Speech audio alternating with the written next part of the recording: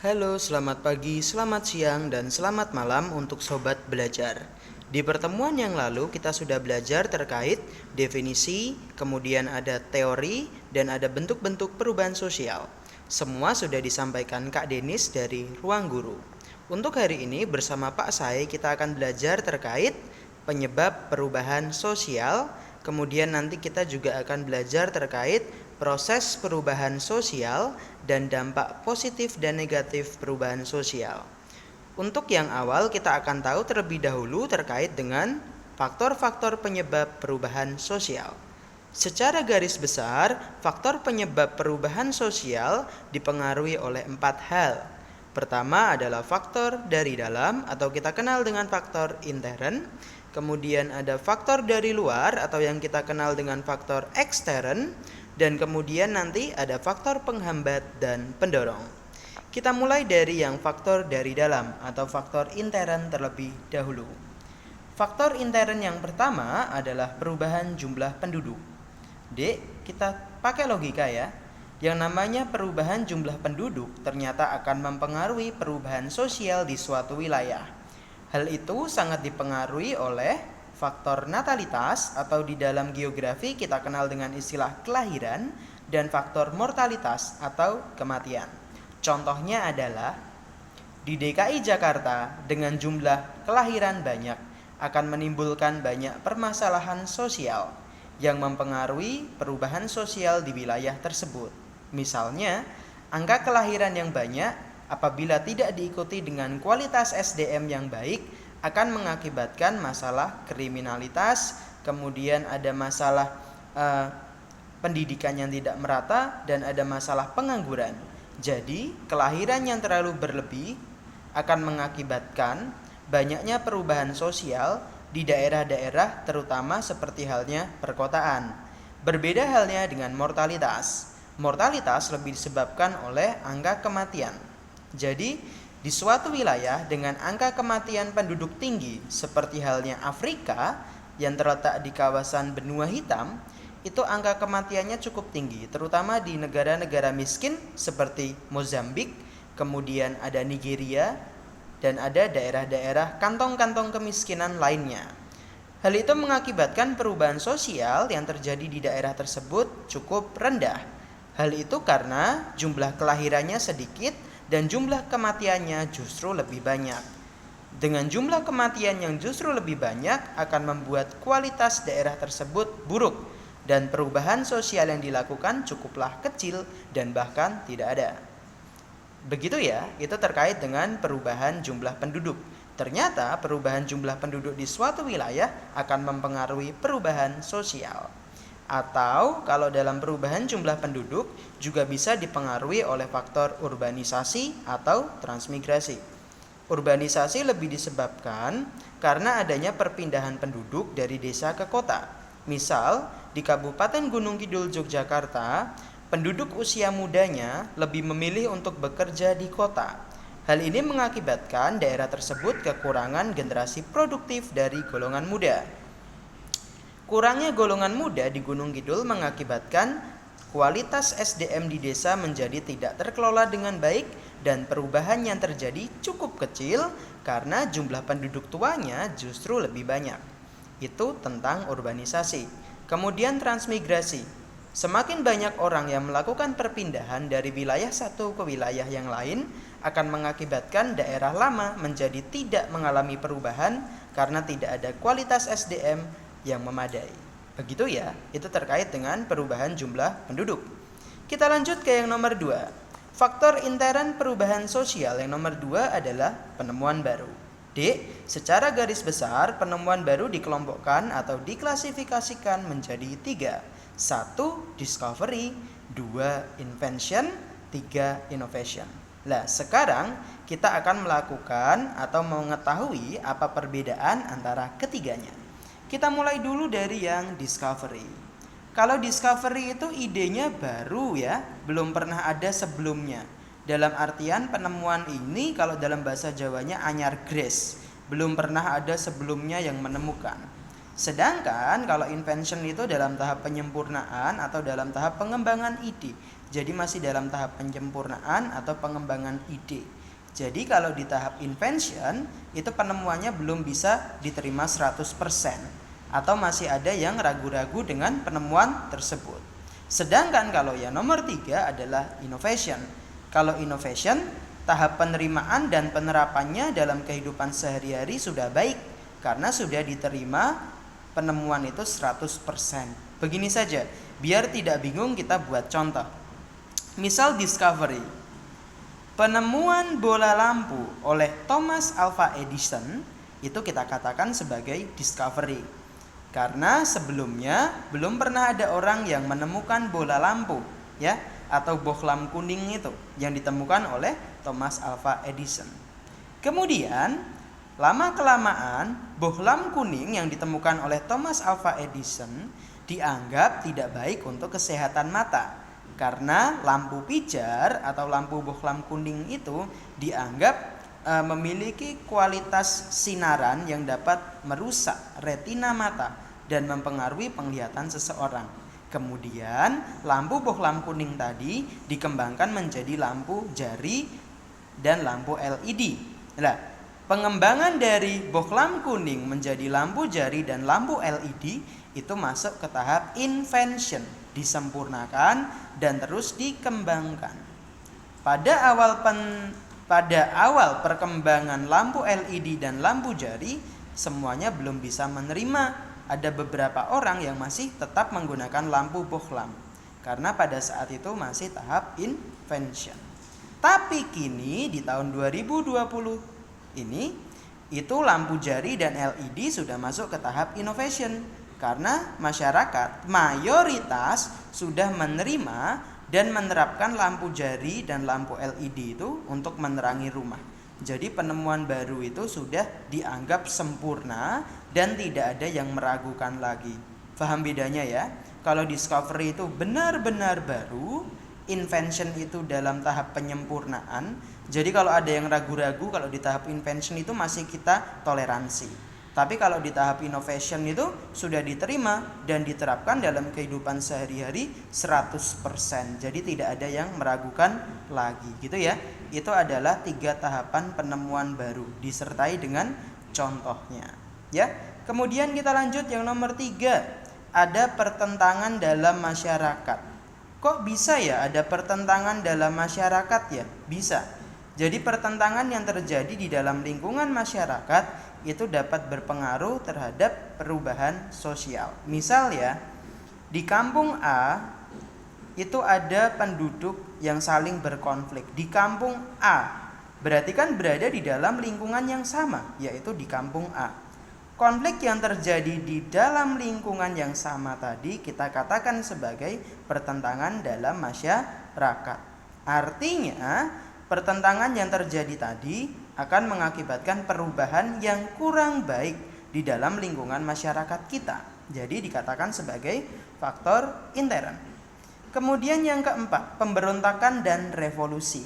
Saya yakin kalian pernah dengar ya revolusi 10 November di Surabaya dan pemberontakan G30 SPKI, ya.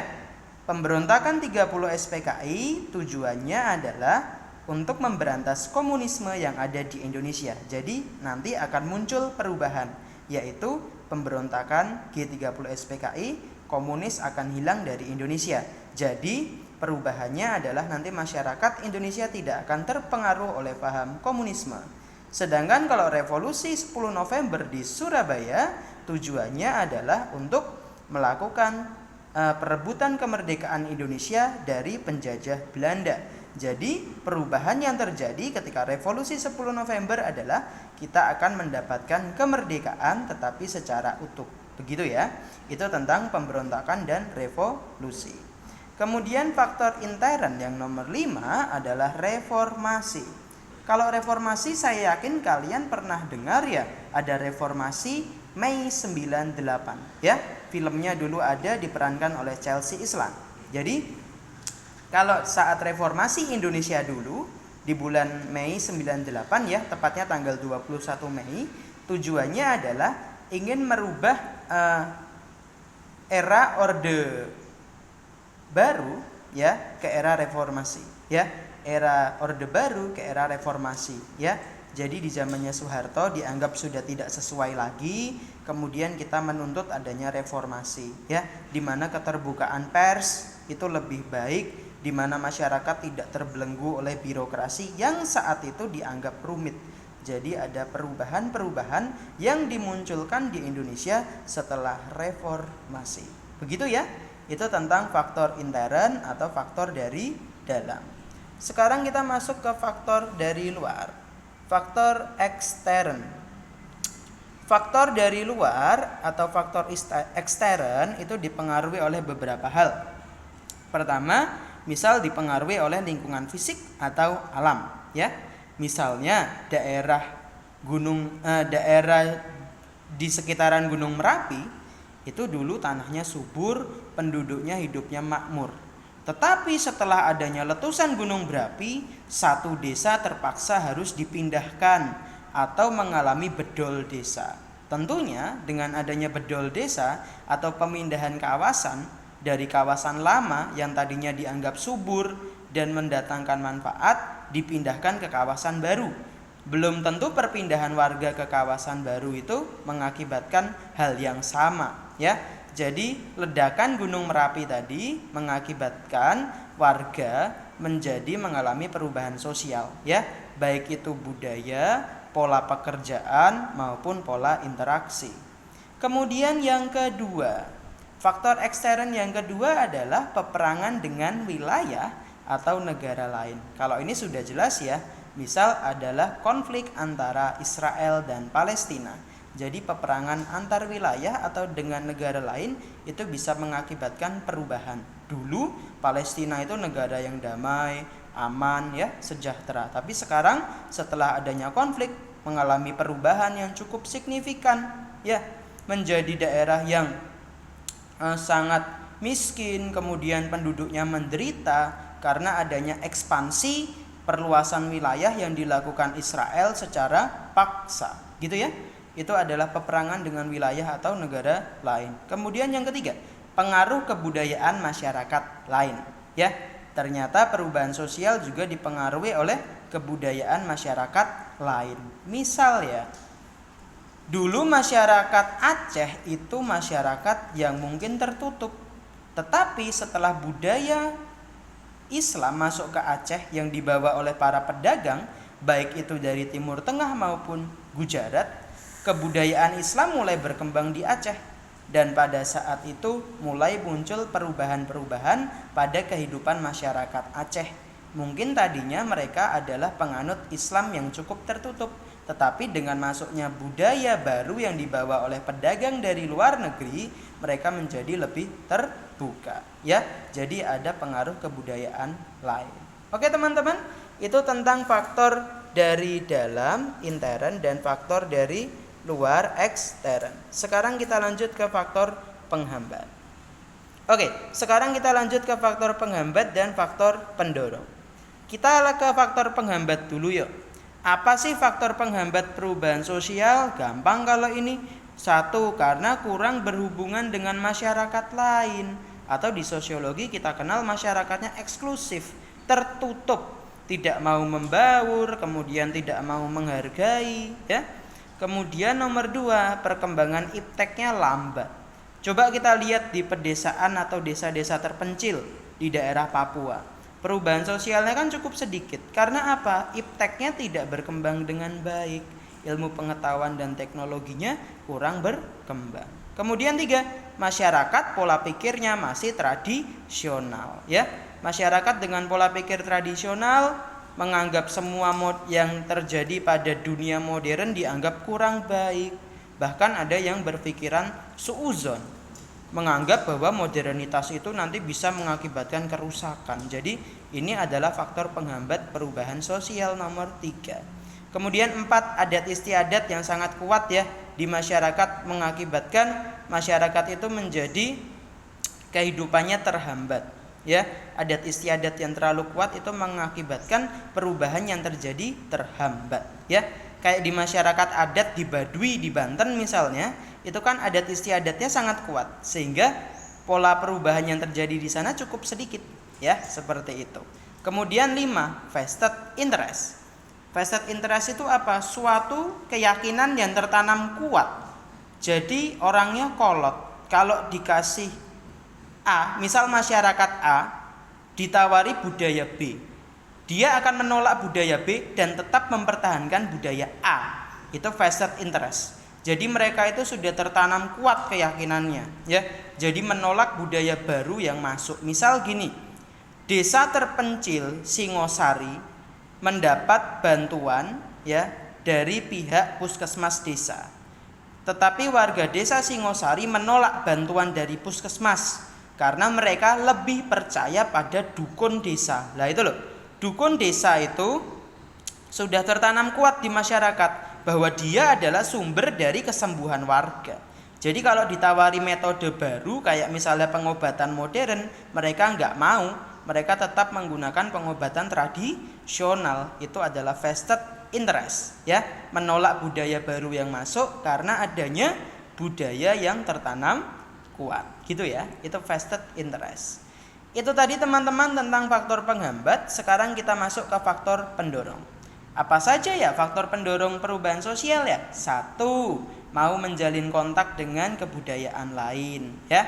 Kayak Semarang itu masyarakatnya kan mengalami perubahan yang cukup signifikan sejak abad ke-18 mungkin ya kalau di Semarang ya. Karena apa? Wilayah Semarang itu berada di kawasan pesisir, ya. Jadi kontak dengan kebudayaan asing dari Cina, Belanda, Arab itu cukup kental, ya. Jadi mengakibatkan masyarakat Semarang sejak zaman dulu itu perubahannya cukup signifikan atau sangat besar, ya. Kemudian pendidikan atau sistem pendidikan yang maju juga sangat berpengaruh, ya, pada faktor pendorong perubahan sosial. Coba kita lihat di negara-negara maju kayak Jepang, Korea, itu kan sistem pendidikannya maju, maka perubahan sosialnya juga cepat, ya. 3, toleransi atau saling menghargai. Nah, kalau ini saya yakin sudah tahu ya, kalau perasaan saling menghargai dan toleransi menjadi salah satu pedoman untuk melakukan perubahan sosial yang cukup besar atau signifikan. Kemudian yang keempat, masyarakatnya menganut sistem stratifikasi terbuka. Sudah pernah saya jelaskan di kelas 11 dulu ya. Stratifikasi terbuka itu masyarakatnya inklusif, mau menerima kebudayaan asing yang masuk ke wilayahnya. Lah, sikap menerima tadi adalah bagian dari faktor pendorong perubahan sosial. Kemudian yang kelima, penduduknya harus heterogen. Kayak Semarang itu kan penduduknya heterogen, enggak homogen. Berarti perubahannya cukup cepat kalau penduduknya heterogen atau beraneka macam. Kemudian nomor 6, future oriented. Kita selalu berorientasi berpikir ke masa depan, ya. Masyarakatnya selalu berorientasi ke masa depan, ya.